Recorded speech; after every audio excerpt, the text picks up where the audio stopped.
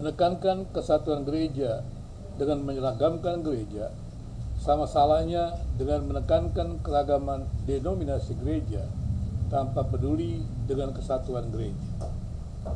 Gereja itu satu dalam keragaman, sebagaimana kepala gereja adalah satu.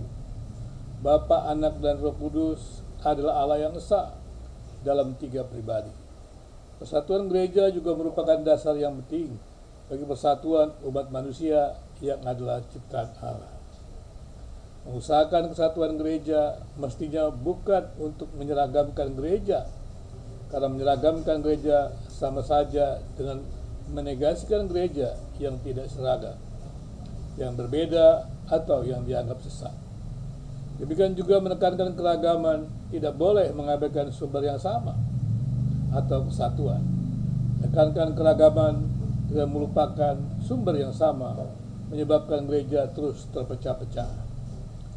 Pada awal berdirinya gereja, kesan gereja bukan persoalan. Para rasul memiliki pelayanan yang berbeda dan juga pengalaman yang berbeda ketika mempersiapkan diri menjadi pelayan Injil. 11 murid Yesus belajar langsung dari kaki Yesus atau di kaki Yesus. Kebanyakan mereka adalah orang-orang sederhana. Namun, Paulus seorang intelektual yang luar biasa, ahli dalam Taurat, menjadi murid Yesus setelah Yesus naik ke surga. Pengalaman Paulus dan para rasul lain bukan persoalan. Paulus mendapatkan pengajaran dari Yesus yang bangkit dari kematian melalui perjumpaannya dengan Yesus secara luar biasa. Tapi pengalaman Paulus yang berbeda itu diterima para rasul dengan pengakuan pengajaran mereka sama-sama berasal dari sumber yang sama. Gereja pada masa itu tidak terpecah. Setelah mendapatkan panggilan pelayanan melalui perjumpaan yang ajaib dengan Yesus, Paulus menjalankan pelayanannya berdasarkan panggilan Tuhan.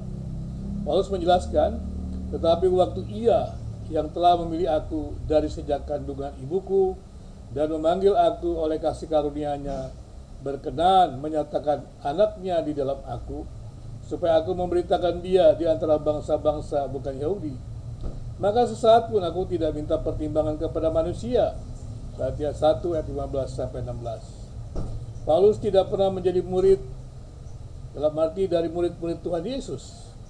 Namun murid-murid Tuhan Yesus yang mendapatkan pengajaran dari Yesus selama 3,5 tahun tidak pernah meremehkan panggilan Paulus. Setelah berjumpa dengan Yesus, Paulus tidak bergabung dengan murid-murid Yesus untuk belajar tentang Injil kepada murid-murid Yesus. Paulus berkata, juga aku tidak pergi ke Yerusalem mendapatkan mereka yang telah menjadi rasul sebelum aku, tetapi aku berangkat ke tanah Arab dan dari situ kembali ke Damsyik. Lalu 3 tahun kemudian aku pergi ke Yerusalem untuk mengunjungi Kefas. Paulus belajar langsung dari Tuhan dan secara bersamaan melakukan pelayanan pemberitaan Injil. Jika murid-murid Yesus belajar 3,5 tahun langsung dari Yesus, maka Paulus belajar langsung dari Yesus selama 3 tahun.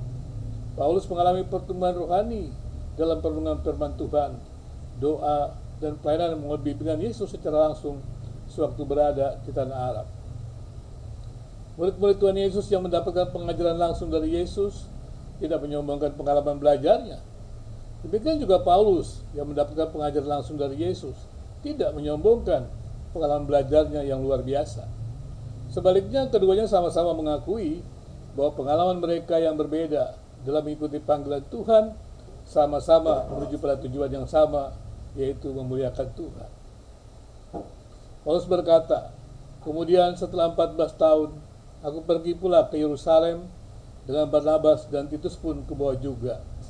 Aku pergi berdasarkan suatu pernyataan, dan kepada mereka aku bentangkan Injil yang kuberitakan di antara bangsa-bangsa bukan Yahudi, dengan percakapan tersendiri kepada mereka yang terpandang, supaya jangan dengan percuma aku berusaha atau telah berusaha. Galatia 2 ayat 1 sampai dengan 2. Meskipun Paulus yakin Injilnya dari Tuhan dan memiliki pengalaman secara langsung dari Yesus, Paulus mau membagi pengetahuan dan pengalaman pelayanannya kepada rasul-rasul yang lain. Dan menariknya, para rasul itu juga menghargai pemahaman Paulus tentang firman Tuhan. Demikian juga pengalaman pelayanannya. Setelah mereka melihat bahwa kepadaku telah dipercayakan pemberitaan Injil untuk orang-orang tak bersunat, sama seperti Petrus untuk orang-orang bersunat, karena ia yang telah memberikan kekuatan kepada Petrus untuk menjadi rasul bagi orang-orang bersunat, ia juga telah memberikan kekuatan kepadaku untuk orang-orang yang tidak bersunat. Dan setelah melihat kasih karunia yang dianugerahkan kepadaku, maka Yakobus, Kefas, dan Yohanes yang dipandang sebagai sokong guru jemaat berjabat tangan dengan aku dan dengan Barnabas sebagai tanda persekutuan, supaya kami pergi kepada orang-orang yang tidak bersunat dan mereka kepada orang-orang yang bersunat. Galatia 2 ayat 7 sampai dengan 9. Demikian juga halnya dengan daerah pelayanan. Para rasul dan Paulus memiliki daerah pelayanan yang berbeda.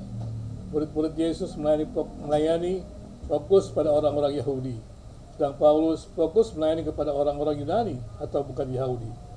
Tapi murid-murid Yesus juga melayani orang Yunani, demikian juga Paulus melayani orang-orang Yahudi.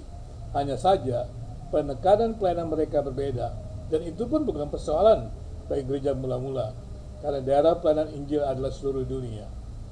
Paulus juga pernah menegur Petrus ketika Petrus tidak konsisten dalam pelayanannya.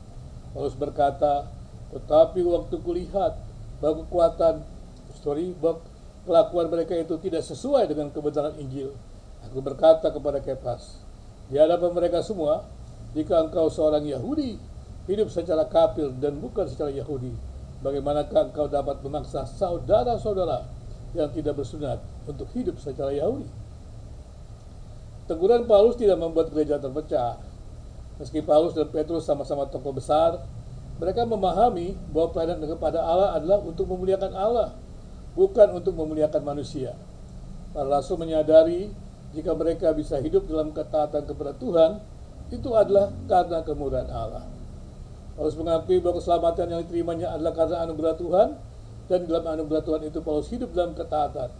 Itulah sebabnya Paulus menegur Petrus yang berlaku munafik, karena Paulus ingin Petrus konsisten hidup dalam kebenaran. Teguran Paulus tidak berarti meremehkan Petrus, karena setelah kejadian itu kita tidak mendengar ada pertikaian yang terjadi antara Petrus dan Paulus. Persoalan perpecahan gereja terjadi dalam kehidupan jemaat di Korintus. Gereja di Korintus terpecah dalam beberapa kelompok tokoh.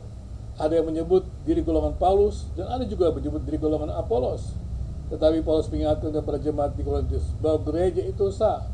1 Korintus 3 ayat 4-5. Gereja itu sah karena gereja mengakui memiliki juru selamat yang sama, Tuhan yang sama, dan sama-sama dibaptiskan oleh Roh Kudus masuk ke dalam tubuh Kristus.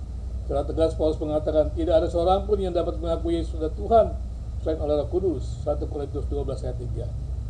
Gereja memiliki kepala gereja yang satu, yaitu Yesus, dan semua anggota gereja belajar langsung dari Yesus. Gereja juga perlu saling belajar satu dengan yang lain, dan kemudian bersama-sama bertumbuh menjadi seperti Kristus. Keesaan gereja menjadi persoalan ketika gereja menggunakan tanah negara untuk menyingkirkan mereka yang dianggap sesat. Tidak terhitung berapa banyak nyawa melayang karena gereja menganggap mereka sesat. Reformasi mengajarkan bahwa mereka yang dianggap sesat itu tak harus dibinasakan. Pengalaman Martin Luther, demikian juga dengan Calvin, dan tokoh-tokoh reformasi mengajarkan bahwa mereka yang dianggap sesat itu tidak harus dibinasakan, karena mereka juga orang-orang yang mencari Tuhan dengan tulus. Tokoh-tokoh reformasi memang tidak bermaksud mendirikan gereja, karena gereja berasal dari sumber yang sama. Penyimpangan gereja pada masa tertentu tidak harus dimaknai pada masa itu. Tidak ada lagi gereja yang benar. Walaupun ada denominasi gereja baru yang harus didirikan, gereja tersebut tetap saja harus berakar pada Kristus dan juga mengacu pada gereja mula-mula. Banyaknya denominasi gereja tidak membenarkan bahwa gereja bisa didirikan tanpa berdasar pada Kristus dan juga mengacu pada gereja mula-mula. Gereja hanya mempunyai satu kepala, yaitu Tuhan Yesus, dan gereja berawal pada pencurahan Roh Kudus. Pertanyaannya kemudian, salahkah jika sekelompok denominasi gereja tertentu merindukan pengalaman gereja mula-mula terjadi pada gereja masa kini? Tentu saja tidak salah. Itu tentunya sebuah kerinduan yang baik, karena merindukan kehadiran gereja dikuasai oleh Roh Kudus yang menghasilkan pertobatan luar biasa ketika Petrus berkhotbah. Tapi jika pengalaman yang mereka sebut juga terjadi pada peristiwa Pentakosta itu dipaksakan terjadi pada gereja yang lain tentu saja tidak tepat. Biarlah masing-masing gereja memiliki pengalamannya sendiri dan memiliki keunikannya sendiri, tapi gereja dalam keragamannya itu tetap bersumber dari sumber yang sama. Gereja dengan berbagai denominasi perlu belajar, perlu saling belajar, bukan hanya menjelaskan tentang doktrin gereja sendiri, tetapi juga mendengarkan doktrin gereja lain. Gereja jangan membanggakan pengalaman pribadi, tapi juga mau mendengarkan pengalaman saudara-saudara mereka.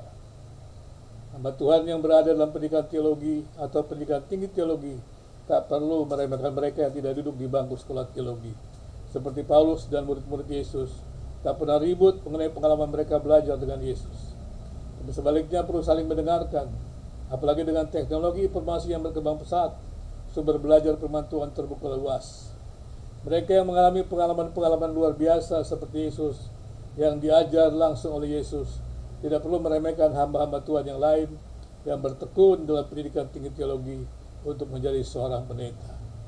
Pengalaman belajar yang berbeda sejatinya memperkaya pengalaman belajar yang lain untuk makin mengenal Allah, dan kemudian bersama-sama bergandengan tangan melayani Tuhan. Jika gereja tidak bisa bersatu dengan saudara-saudaranya dengan saling menghargai keragaman, bagaimanakah gereja di bumi ini, di bumi Indonesia ini akan membangun kehidupan yang lebih baik, kehidupan yang damai dan sejahtera, yang menjadi mimpi indah semua umat manusia di dunia ini.